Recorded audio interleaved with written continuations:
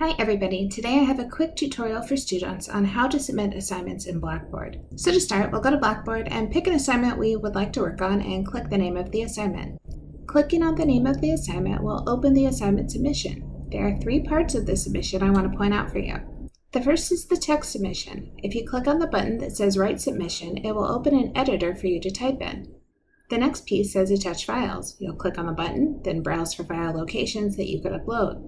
The last piece is Add Comments. This space lets you write notes to your instructor. Let's start with the text submission. You'll click on the Write Submission button. It will open up a text editor. Inside the text editor, you can type in your assignment. Another suggestion I have for you is to go to Word, open a blank file, and type your submission there.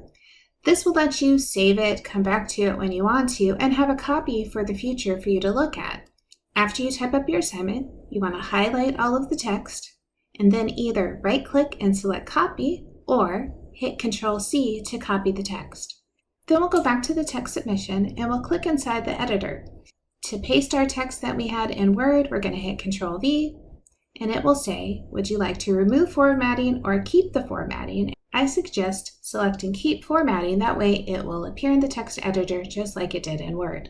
Once I've completed my submission, either by typing it myself or by importing it from Word, then I need to submit it. Notice you have some choices. You can save the draft, so if you have a few more things you want to review before you submit it, then you would select Save Draft. Or if you're ready to submit, go ahead and hit Submit. Once you hit Submit, you will get a confirmation at the top of your screen. Notice you will also get a preview of your submission so you can see what your instructor is going to see when they come in to grade your work. I want to point out that the submission is in this big white space that's under Assignment Instructions. Another nice thing to look at is that you are going to get an email that says your submission was received. If you don't get an email, then that means your assignment was not submitted. Maybe you hit Save as a Draft instead, so go back and just make sure you hit Submit again. Let's take a quick peek at what the grade's going to look like. So after your instructor grades your submission, you'll go to My Grades, and you'll see that your points have been awarded.